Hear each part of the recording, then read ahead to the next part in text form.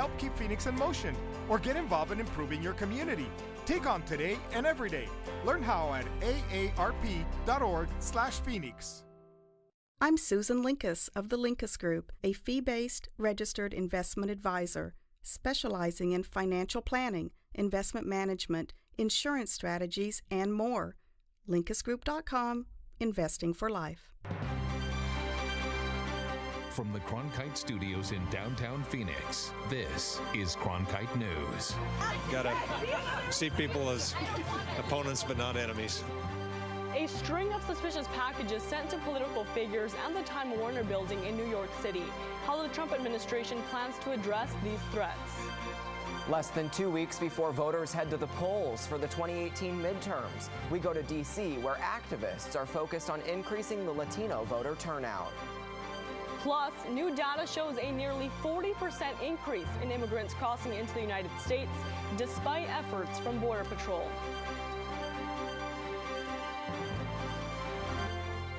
Cronkite News starts now.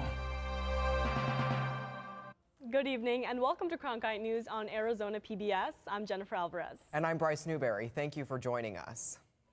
CNN, the Clintons, the Obamas, and several more Democratic leaders are among the targets of suspicious devices mailed around the country, leading to evacuations, bomb squad calls, and concerns about domestic terrorism. President Donald Trump said a federal investigation is now underway. In these times, we have to unify. We have to come together and send one very clear, strong, unmistakable message that acts or threats of political violence of any kind have no place in the United States of America. Jeff Flake was near the Time Warner Center when the building was evacuated. So far, there have been no suspicious packages reported in Arizona. Reporter Gabriela Becerra spoke with a venue security specialist who explains what you should watch out for.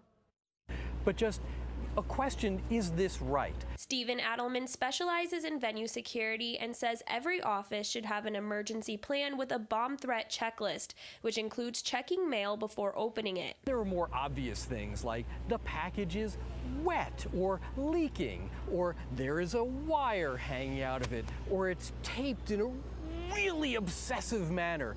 These are all typical telltale signs of a package that is a suspicious package. The package sent to CNN was in a manila envelope and covered in tape, with addresses printed and taped to the front. Adelman says the events of this morning will not change the precautions high-profile people take. The world hasn't changed for ordinary people just doing their thing, nor have the events of this morning changed the safety concerns and precautions for the Clintons or the Obamas or for CNN. He says political leaders and newsrooms are always high-profile targets. They all have procedures in place, and they were all in place yesterday, and they will continue to be in place today and tomorrow. Senator Jeff Flake was near the Time Warner Building when it was evacuated after a mailroom employee alerted security of the suspicious package. This is horrible.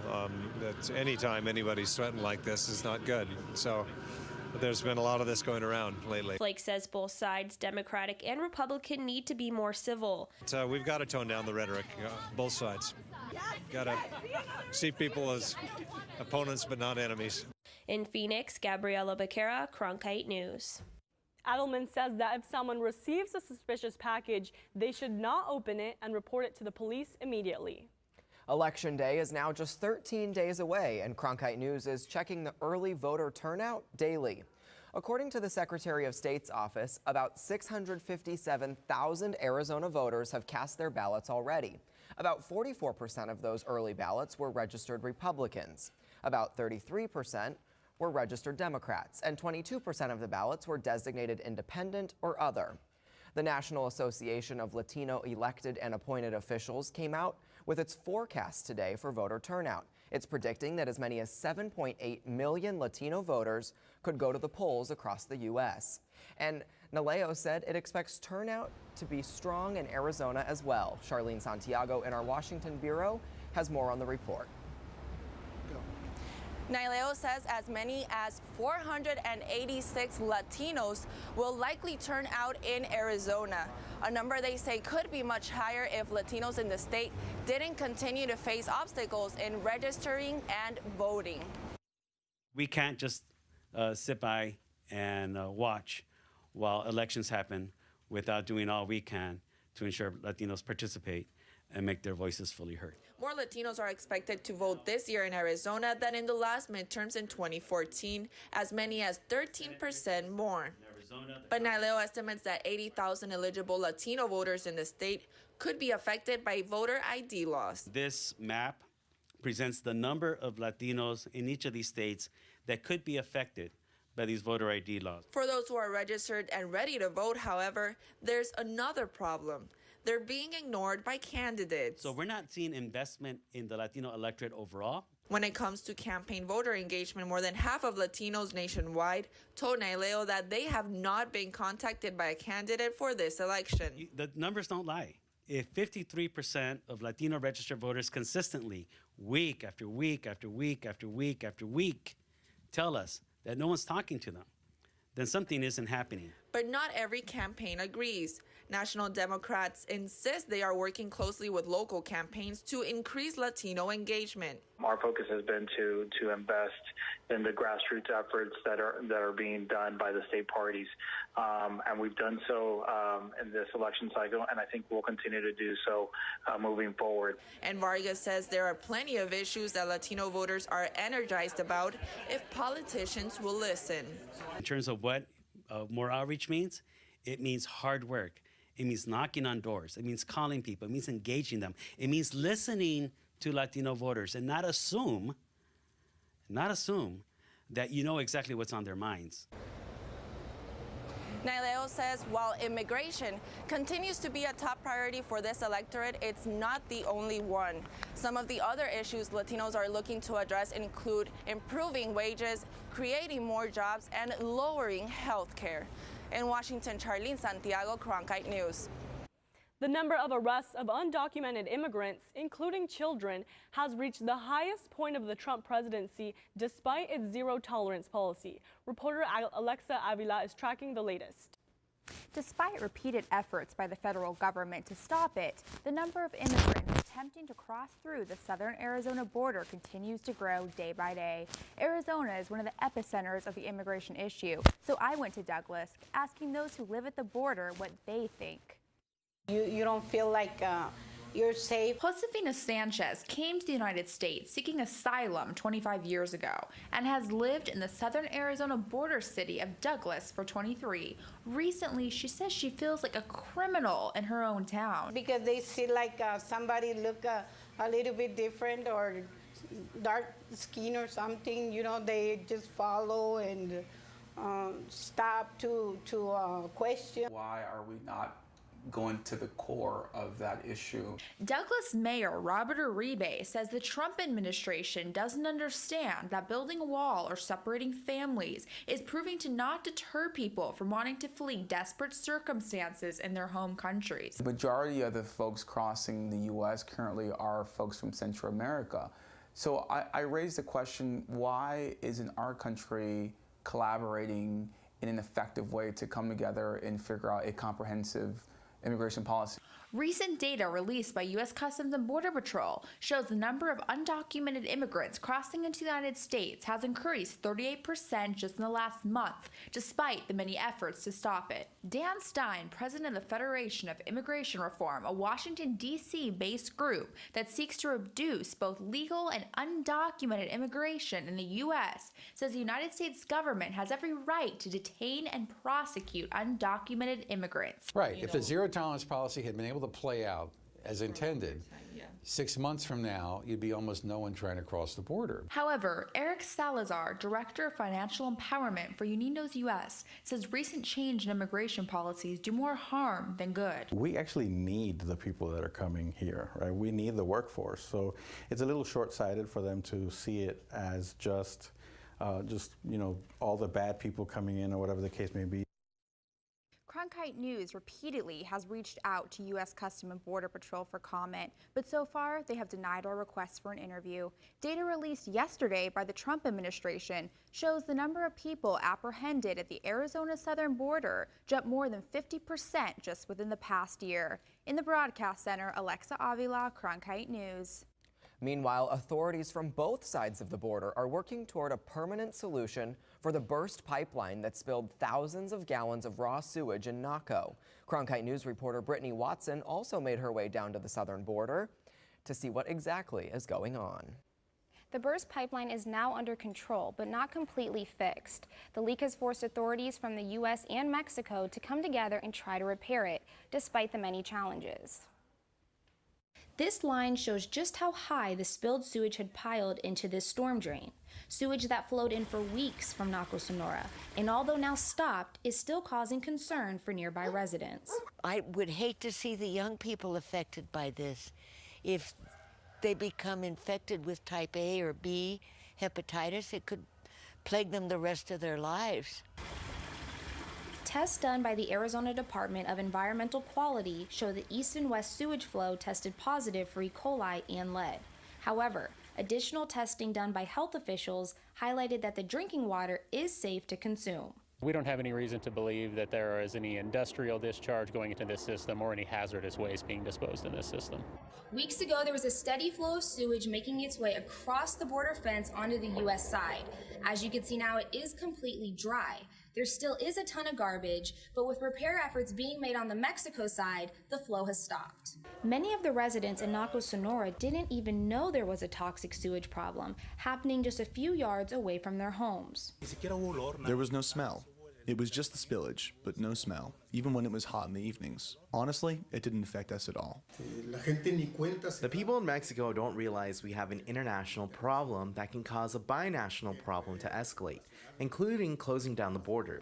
It can happen if we don't fix it. Recent pipeline repairs have included cleaning the lagoons and the removal of debris, but it all comes at a cost, with the North American Development Bank, based in San Antonio, having to fund the project. All the infrastructure costs money. So it's just a matter of us getting to that point of helping them with grants and loans so they can fully repair their system.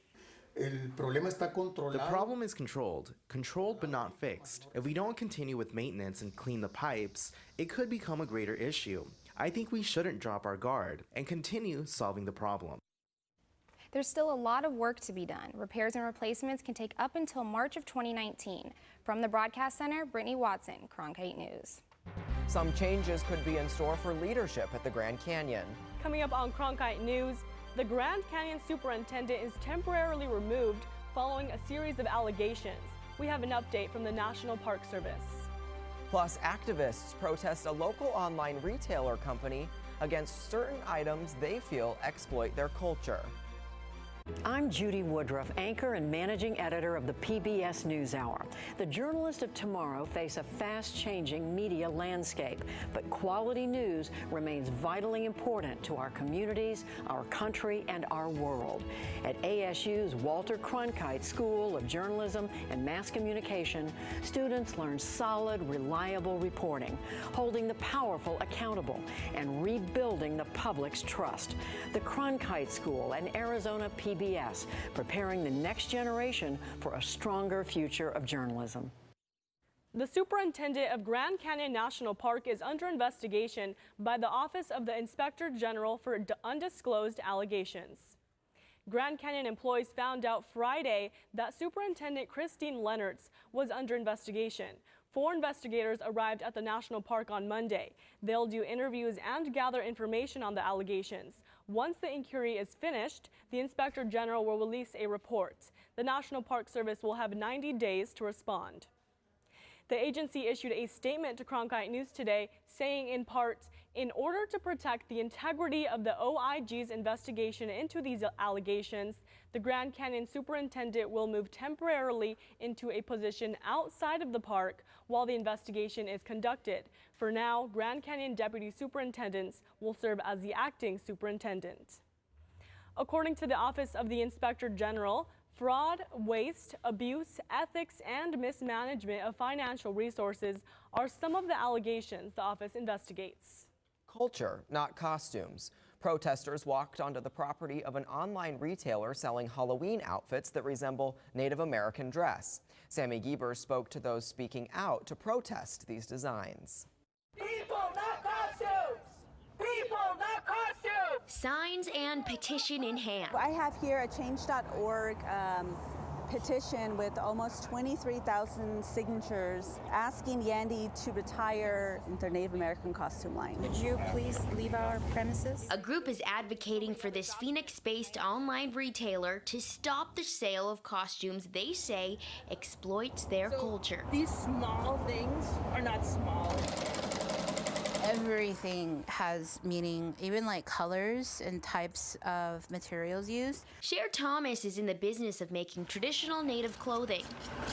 And everything, from patterns to symbols, has meaning. So when you go to make this clothing, you have to be very cognizant of those things. So when Thomas sees companies like Yandy put out costumes resembling Native clothing, she describes it as disrespectful and believes it can perpetuate violence against Indigenous women. You know, Native clothing is about sanctifying the individual.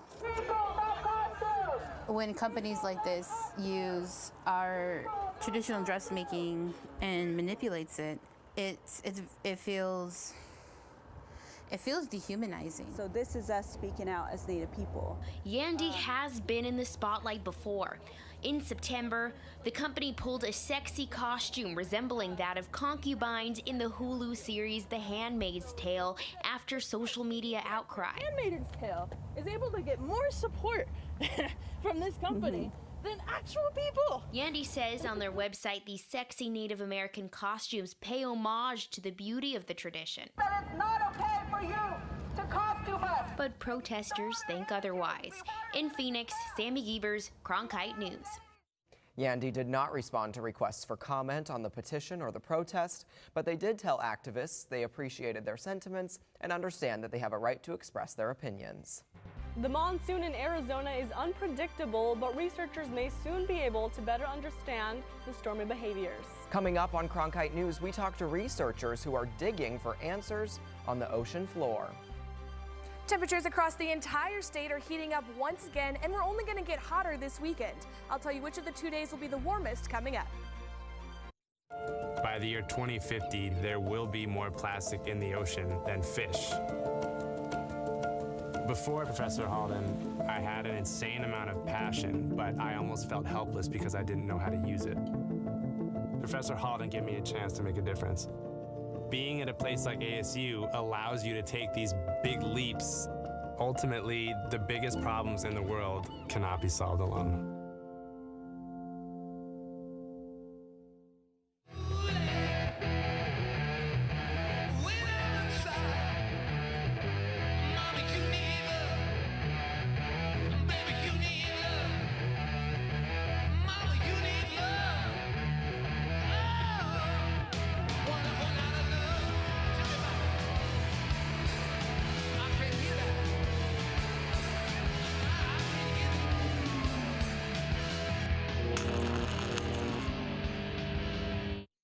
It's impossible to predict when and where thunderstorms during Arizona's monsoon will strike. Researchers at the University of Arizona are finding new ways to predict the monsoon's behavior.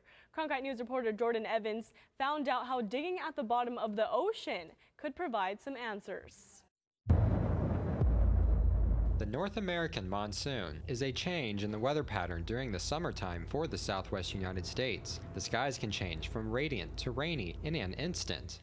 This pattern change can bring all sorts of weather, from storms to dust, but the monsoon's intensity may be something we can better understand in the future. In fact, it is in this laboratory at the University of Arizona where researchers have spent years analyzing compounds of mud from the Gulf of California in hopes of finding a connection with the monsoon.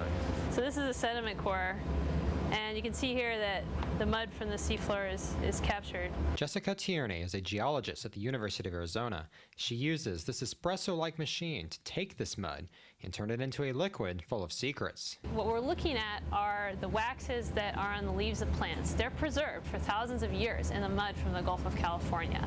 By measuring this chemistry of the plant waxes, we can actually go back in the past and tell you how much summer versus winter rain there was. This is the first study to actually quantify how the monsoon has changed since the last ice age, and that's why it's kind of an unopened book for us. The research shows the monsoon was much weaker during the last ice age than it is today.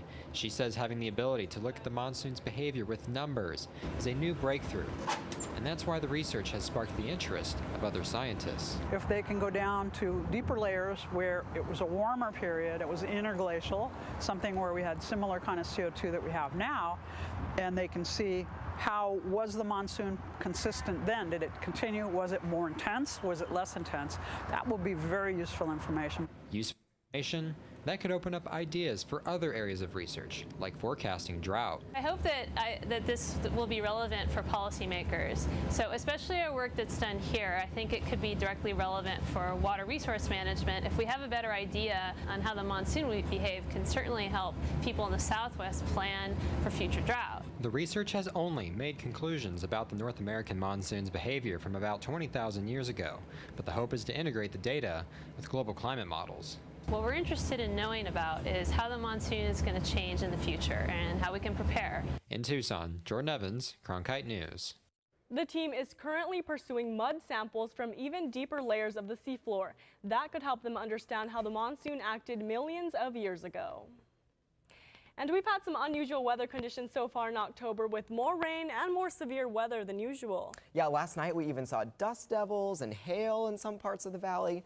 Haley, what can we expect for the rest of the week? Yeah, that's right. Yesterday was a wild weather day for us across the entire state. Glendale getting most of that action over in the West Valley, topping off, I think they got about 3/4 of an inch of rain. We didn't see nearly as much accumulation here in the valley, but we did see those stormy conditions. But that's all different today. Taking a look at the radar, we can see it's completely quiet across the entire state, and that's because of this movement of dry air pushing all of that moisture out of the region into the northeast, warming things up just a little bit as we dry out. And our high pressure system actually visited us today, which is again going to rise those temperatures up going into the rest of the week. Today we're topping out right now around 83 degrees. We're going to bump back down into those upper 70s by 7 o'clock tonight, and then jumping down to 72 by about midnight. Again, tomorrow those temperatures are going to rise even more, getting hotter. 87 here in Phoenix, hot spot in the state down in Yuma at 92. We're going to cool off just a touch going into our evening tomorrow night, 63 here in Phoenix. Look at that high country, 34 up in Flagstaff, 33 in the Grand Canyon. But again, we're only going to continue to see those warm temperatures continue through the rest of the week. Our hot spot for the week, check this out. We're back at 92 degrees on Sunday, but that high pressure system will eventually move out of the region, and we're going to cool back down back into the 70s by this time next week. In the Cronkite Weather Center, I'm Haley Brand. With Halloween just 1 week away, most people look to get to haunted houses to get a good scare. Coming up on Cronkite News, some monsters are leaving the scare grounds to visit schools in order to scare kids into better behavior. If you're looking for one show that tells you what happened that day in the world of business, it's NBR. We saw a classic shipwreck. Nordstrom's opening stores. Triple-digit gains. Crude climbs. We're there to help our audience find new investment ideas. The market still has room to go up. Nightly Business Report is the longest-running business television program in history. Weeknights at 10:30 on Arizona PBS. I'm Matt Berry, ESPN Sports Center anchor and graduate of ASU's Walter Cronkite School of Journalism and Mass Communication. With its bachelor's and master's degrees in sports journalism, the Cronkite School is preparing the next generation of sports journalists to tell stories that matter, stories that excite, inspire, and inform. Cronkite immerses students in covering sports at all levels in one of the country's top sports markets. It's this hands-on experience under the guidance of award-winning sports media veterans that shape the top journalists of tomorrow. October is National Bullying Awareness Month, and one Valley school has a spooky twist on it. Cronkite News reporter John Cardinelli has the details in Glendale.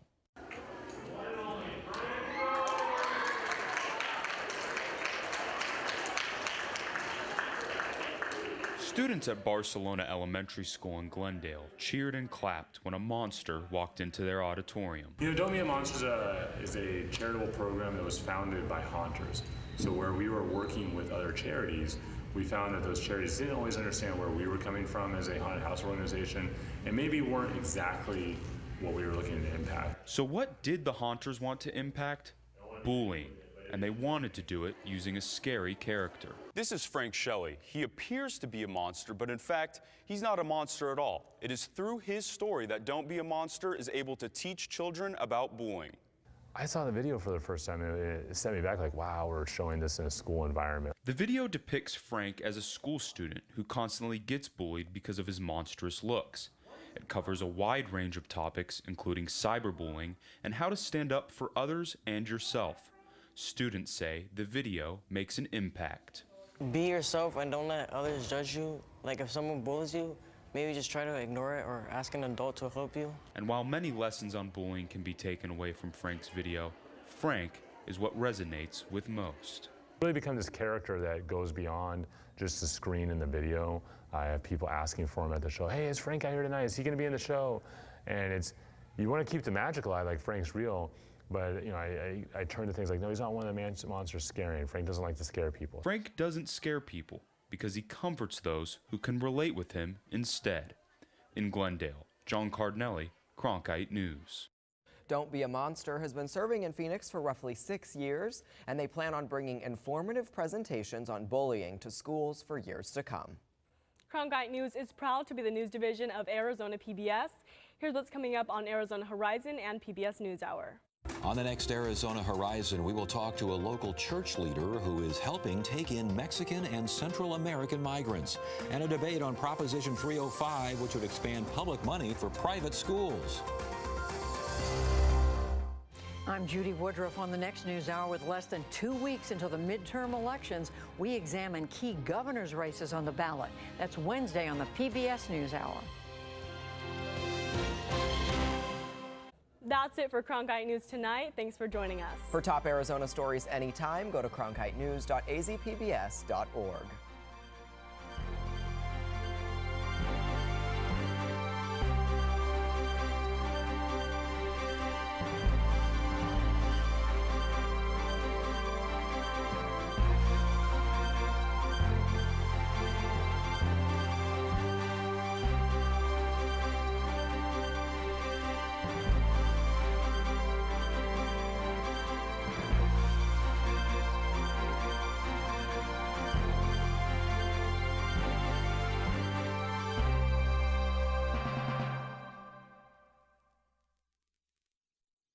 Support for Arizona PBS comes from viewers like you and from... When you cast your vote in the upcoming election, you connect with issues that hit close to home. Clean Elections provides voter resources and tools so you can vote informed on August 28th. Connect with the facts at azcleanelections.gov. Ready to go where the roads don't